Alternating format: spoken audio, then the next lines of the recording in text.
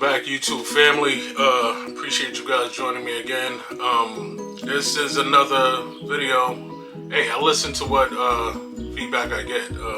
So this is another video that in regards to that man, that man that did it again, that man Kwame Brown. Salute you, brother. Appreciate you again.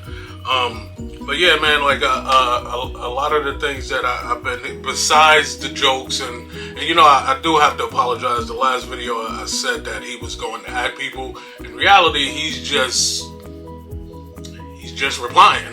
Like that's really what it ends up being. So I do apologize for like misquoting that.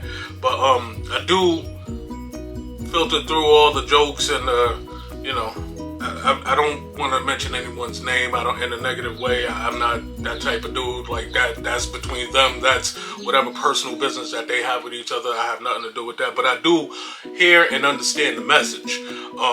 And actually I probably look exhausted right now. I was up till like 1:45 in the morning, just doing research, just trying to read up on things, just trying to, enlighten myself on what these subject matters that he's bringing the light on in terms of coding and reading and trying to understand how not only is it helping a kid learn how to read, but it's helping them to progressively continue to learn how to get better at reading and understanding and comprehension and things like that. These kids are kind of getting left behind. Like I looked into that coding thing, and I didn't know that coding was actually in school. I didn't know it was in the curriculum. I didn't know any of these things.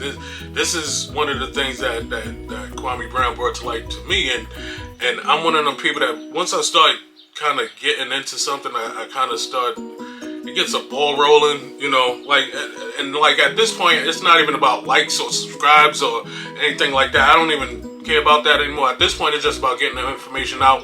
I get the information to somebody. If that information could get to someone else and help them, whatever the case may be, but we all need to be sharing the information to where we can help these kids get better now, so this way later on in life they have the skills that they need to succeed outside of, if they don't want to go to school, they can still have a skill or two, that they can have under the belt to where they can have multiple jobs, multiple streams of income, which we all probably do at this point anyway, and they have options. They don't have to just go to college for 4 years to be, a biologist or a scientist.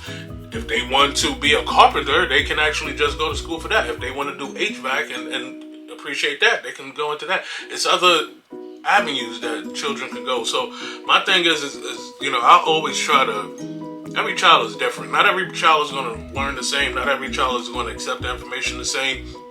It's a matter of, us as adults monitoring our children, making sure that, we understand how they learn. So this way we can adapt to them. Because a lot of times that's what it is. We try to get kids to adapt to us when, it kind of has to be, we kind of have to adapt to them a little bit and speak in their language. So a lot of times, listening to this dude, I'm just, I get little things out of it and I appreciate it. Like it's free information, little things that we can do, we all can do, that makes a big impact, not only now but later on.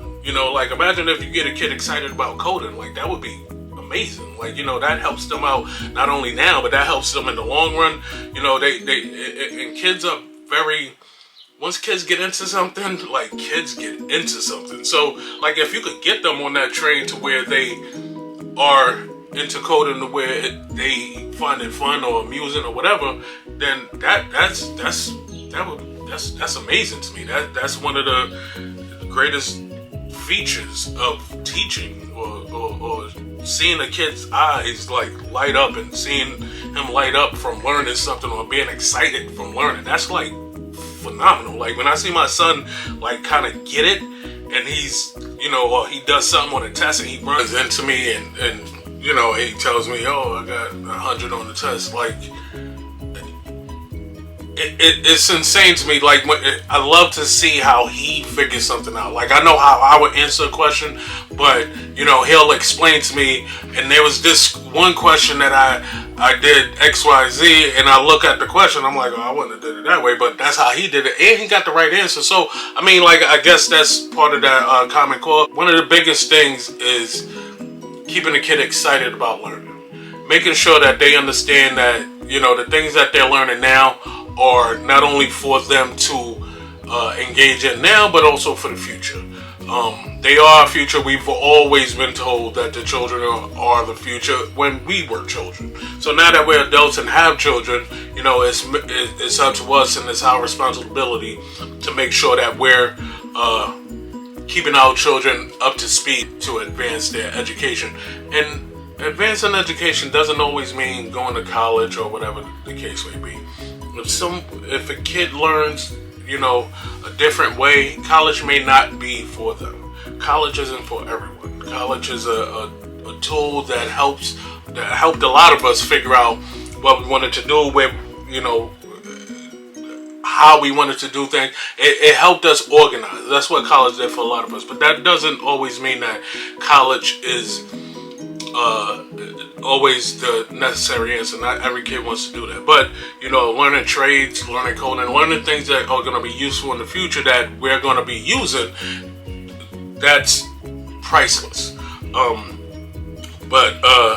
You know, I don't want to keep rambling on. I do want to get into the information. I would hope that it's useful, it's valuable. I would hope that, you know, you would be able to use it with your kids. But, you know, Kwame Brown was right, man. Like, he has the right idea. He has the right plan. Like, these are the people that we need to start following. These are the, like, you know, a lot of us like to follow the famous people.